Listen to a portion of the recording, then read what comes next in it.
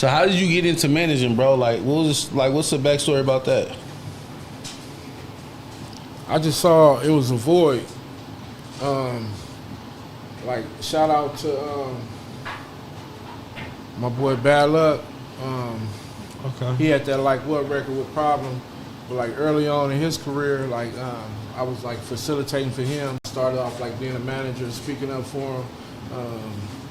He didn't have the budget to get studio time, so I created a deal with the producer Rick Rude, who did the Cater to You record. Okay.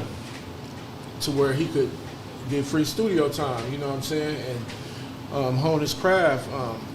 That's him and Problem. They was Western Union. Then I remember they Superfly popped up in the group, you know what I'm saying? Then they had their own independent shit with Diamond Lane, but like the whole shit, like Bad Luck was the person that introduced me to Snoop Dogg, you know what I'm saying? The only time I ever met Snoop Dogg, it was because of Bad Luck, you know what I'm saying? So that just like that sparked my interest right there, and I kept it going.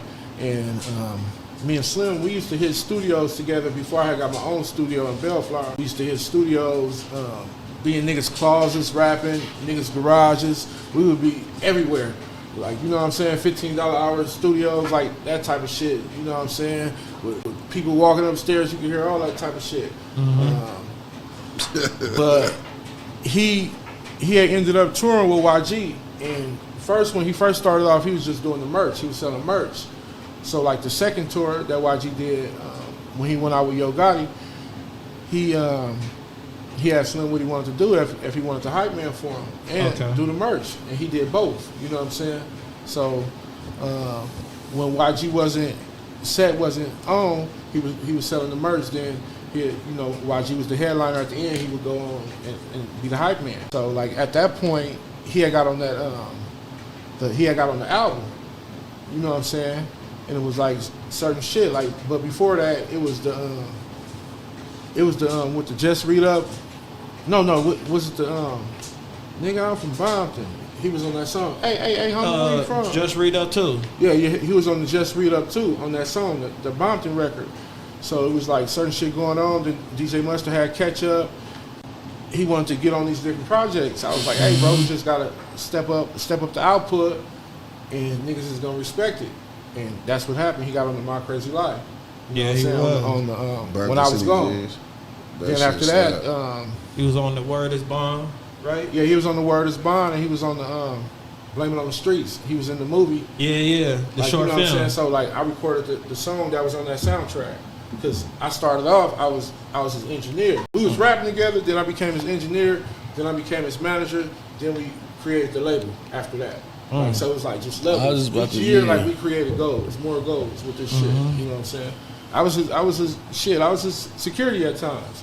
When we was out of state, it was just me and him. What made you want to fuck with him so bad? Like, what did you see in him to where you like stuck by him? He was hungry. That nigga came to my studio every day. Hell yeah. In my early stages. Like I had fucking in December, I had a $10 hour studio special just to get people to come to my studio. Then 4 years later, I'm charging $40 an hour. Love. That was, man. Bro, that shit sound crazy, bro. That shit made me want to rap. Hold on. That's what a nigga had to do. And I was in that motherfucker 12 hours, 13 hours a day. Hell yeah. You know what I'm saying? On top of recording the homie, I recorded the homie for free like for like the first 3 years. It was like, like I had a business partner, so certain shit, like his business, gonna look out for him, but I'm your partner, so I ain't tripping. We just gonna do this shit. And that's what it was. That's why we had a certain type of bond. That was like my little brother. How was you affected by his death, like by his early demise? I was hella affected. The nigga still affected. I still mourn, but I had to be strong. Hell yeah. I'm the person that's gonna keep it going. Really, really keep it going. A lot of people gonna talk about it. It's been 3 years later. You know what I'm saying? Like, I really keep this shit going. That's when Hitman Beats had brought you up, and he talked about how you gave him a chain.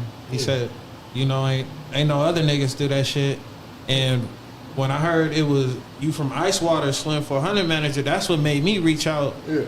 Because outside of me being from Vegas, like on the music end, I'm really tapped in with the West Coast, the sound and shit. So it sucked to see him go, because I'm just a fan at this point.